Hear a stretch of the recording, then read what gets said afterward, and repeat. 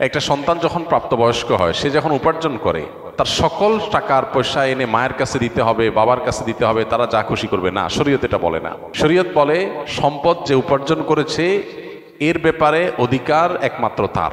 হ্যাঁ, উপার্জিত সম্পদ থেকে মার চলার জন্য, মার বেঁচে থাকার জন্য, সুস্থতার জন্য, চিকিৎসার জন্য যেটা প্রয়োজন সন্তান হিসাবে সাধ্য অনুযায়ী, মায়ের নিজের না থাকলে বা দেওয়ার মতো ব্যবস্থা না থাকলে অবশ্যই সন্তানকে সেটা বহন করতে হবে।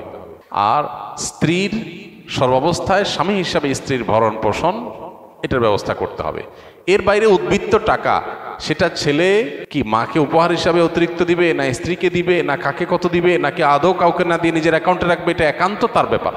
এখানে শরীয়ত মা বাবাকে ইন্টারফেয়ার করার অধিকার দেয় নাই সেইভাবে যেভাবে আমাদের অনেক মা বাপ মনে করেন যে তাদের অধিকার আছে।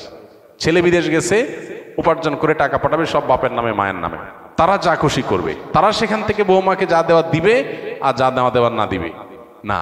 এভাবে আসলে ইসলাম মা বাবাকে এতটা অধিকার দেয় না যে সম্পদ সারা জীবন যা কামাই করবে সব বাপ মা যা ইচ্ছা তা করবে। জি না, এই সুযোগটা নেই। অনেক মা বাবা এটা জানেন না এবং এখানে অনধিকার চর্চা করেন তারা। সন্তান হিসাবে অবশ্যই মা বাবার সামনে যত বেশি সম্ভব নিজেকে বিনয়ী করে তুলবে, সমর্পণ করবে, তাদের কথা মতো চলার চেষ্টা করবে। তাদের লাগবে 10 টাকা, সম্ভব হলে 15 টাকা দিবে। তাদের যা দরকার তার চেয়ে বেশি দেওয়ার চেষ্টা করবে, তাদের চাহিদার চাইতে বেশি সেবা করার চেষ্টা করবে। এটা সন্তানের জায়গা থেকে তার মানসিকতা থাকা উচিত। মা বাবার প্রতি কর্তব্য বোধের জায়গা থেকে তারা আমাদের মা বাবা। আল্লাহর পরে তাদের সদাচরণ করার গুরুত্ব সবচেয়ে বেশি আল্লাহর ইবাদতের পরে। অতএব সেটা খেয়াল রাখবে। কিন্তু মা বাবা এর মানে এই না যে সব কিছু মা বাবা নিয়ন্ত্রণ করবে। জি না, এখান থেকেই সংসারে অশান্তিটা শুরু। মা বাবা জানে না তাদের অধিকারের রূপরেখা কি এবং কতটুকু সীমানা আছে। এর বাইরে তারা মা বাবা হিসাবেও অধিকার চর্চা করতে পারে না বা তাদের ক্ষমতা তারা জাহির করতে পারে না। এটা আমাদের সমাজে জানাশোনা নেই। এই জায়গা থেকে সমস্যাগুলো তৈরি হয়। একটা হাদিস আছে, সেখান থেকে কিছুটা অনেকে ভুল বোঝেন। হাদিসটার হলো এই, নবী সাল্লাল্লাহু আলাইহি ওয়াসাল্লাম বলেছেন, আনতা ওয়া মালুকা লি আবিক, তুমি এবং তোমার যাবতীয় এবং সমুদয় সহায় সম্পদ সব তোমার বাপের, মায়ের, বাবা মায়ের।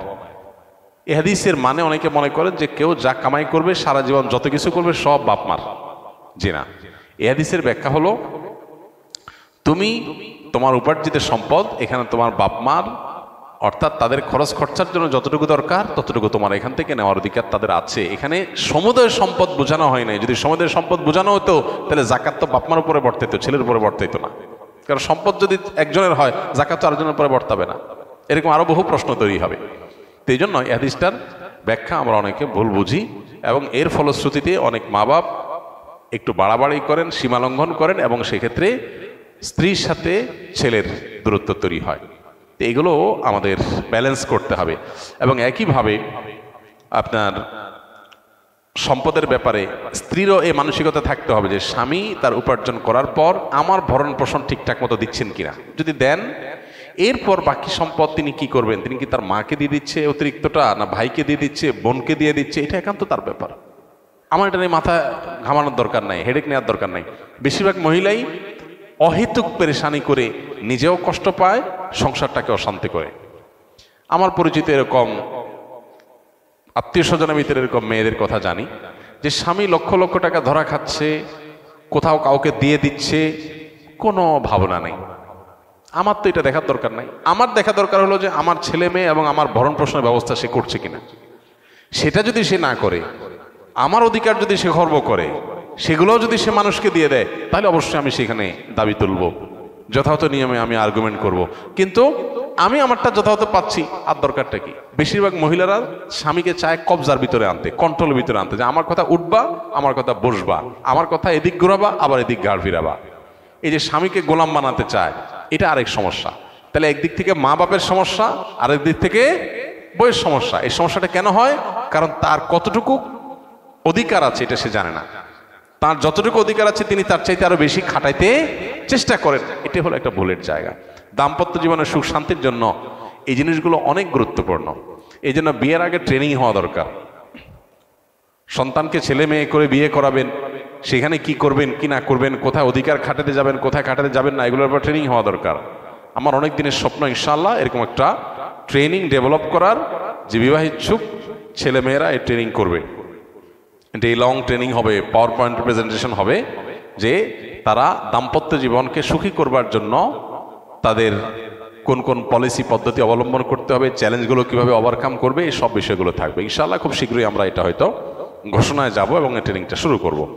তো আমাদের বাসা বাড়িতে যে অশান্তিগুলো আছে, যে কলহগুলো আছে, আল্লাহ তাআলা সেগুলোকে দূর করার তৌফিক দান করুন। সবাইকে যার যার অধিকার, সবাইকে যার যার করণীয়গুলো আদায় করার তৌফিক দান করুন। আমাদের বোনদের যারা স্ত্রী হয়ে কোথাও কারোর সংসারে আছেন, কারোর সাথে দিনাতিপাত করছেন, সেখানে নিজের অধিকারের চাইতে বেশি অধিকার খাটানোর চেষ্টা তার করা যেমন উচিত নয়, ঠিক একইভাবে মায়েদের বাবাদেরও উচিত নয় সন্তানের সম্পদ এবং উপার্জনের পরে অতিরিক্ত মাথা গমানো। কোনো ছেলে বউয়ের পিছনে টাকা একটু বেশি খরচ করে, একটু বউ পাগল বেশি হয়। মা বাবা হিসাবে তাদের দায়িত্ব হলো সন্তান সীমা ছাড়াই গেলে তাকে সুন্দরভাবে বোঝানো যে বাবা ব্যালেন্স করো, পরিমিত হও, হিসাব নিকাশ করো, অতি পাগল হয়ে যেও না। এরপর যদি দেখা যায় যে না ছেলে ভুল বুঝে বা বৌমা ভুল বোঝে, তো বাপ মা হিসাবে তারা তাদেরটা পাচ্ছে কিনা তারা দেখবে, বাকিটা নিয়ে মাথা ব্যথা করবে না, বরং আল্লাহর পরে হাওলা করে দিবে। কারণ বিয়ের পর বিশেষ করে কয়েক বছর পর্যন্ত, একটা নির্দিষ্ট সময় পর্যন্ত এই পাগলামিগুলো ছেলেরা করে। এরপরে আস্তে আস্তে হুঁশ দিশ ফিরে আসে, মাথায় ব্যালেন্স হয়, তখন সে আর আগের মতো পাগলামি করে না। তো এই টাইমটাতে মা বাবার সহযোগিতা করতে হয়, হেল্প করতে হয়। মা বাবা এখানে এসে জোর খাটাতে গিয়া অশান্তি সৃষ্টি করে দিলে এই যে পলাশ সাহার মতো ঘটনাগুলো ঘটে। তো এই ঘটনাগুলো যেন আমাদের পরিবারে না ঘটে, আল্লাহ আমাদের মা বাবাদেরকে এবং স্ত্রীদেরকে সবাইকে যার যার দায়িত্ব কর্তব্যের সীমা রেখাটা বোঝার তৌফিক দান করুন। আমাদের সমাজ এবং পরিবারগুলো দিন দিন ভয়াবহ থেকে ভয়াবহতর হয়ে উঠছে। বিশেষ করে বউ শাশুড়িদের দ্বন্দ্ব, এই দ্বন্দ্বটি বিভিন্ন পরিবারে বেশ প্রকট আকার ধারণ করে। এর কারণ কি আর প্রতিকারের উপায় কি? দেখুন, এদেশ যেহেতু সংখ্যাগরিষ্ঠ মুসলিমদের দেশ, বেশিরভাগ মানুষের দেশে মুসলমান এবং অন্য ধর্মাবলম্বী যারা আছেন, হিন্দু বা অন্যরা, তারাও দিন শেষে ধার্মিক, তার ধর্মের ব্যাপারে তিনি যথেষ্ট শ্রদ্ধাশীল এবং সিরিয়াস। এটাই হলো এদেশের মানুষের বাস্তবতা। এদেশের ধর্মীয় যে বিধিবিধান আছে, সে বিধিবিধানগুলো যদি আমরা চর্চাটা ভালোভাবে করি এবং সেগুলো চর্চা করার পরিবেশ যদি আমাদের দেশে থাকে, তাহলে এই জাতীয় সমস্যাগুলোর সমাধানের পথ সবচেয়ে সহজে করা যাবে, বের করা যাবে। কোরআন এবং হাদিস মায়ের বেশ কিছু অধিকারের কথা বলেছে, আবার মায়ের কিছু কর্তব্যও দিয়েছে। ঠিক যেমনিভাবে বাবার কিছু অধিকার আছে, আবার বাবার কিছু কর্তব্যও আছে। একইভাবে স্বামী স্ত্রী পরস্পরের প্রতি অধিকার যেমন আছে, আবার কর্তব্যও আছে। আমরা অধিকারের ব্যাপারে যতটা সচেতন, কর্তব্যের ব্যাপারে ততটা সচেতন না।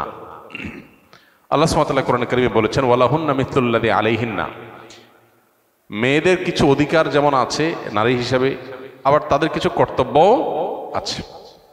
অতএব যেমন কর্তব্য আছে, অধিকারও তেমন আছে, দুইটাই আমাদেরকে খেয়াল রাখতে হবে।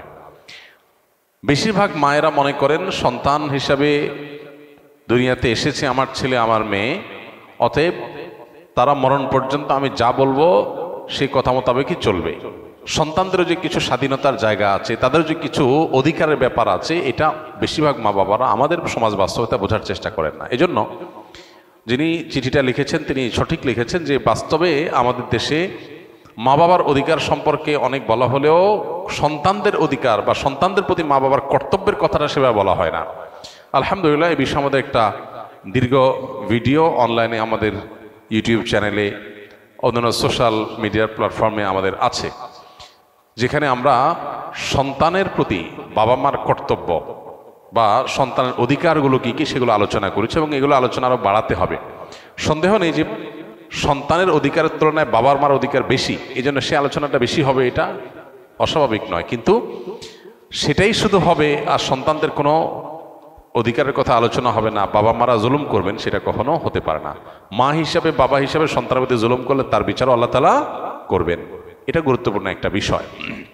আর বউ শাশুড়ির দ্বন্দ্ব মূলত হয়ে থাকে এই জন্য যে পরস্পরের প্রতি আমাদের করণীয় বা কর্তব্য সম্পর্কে আমরা জানি না।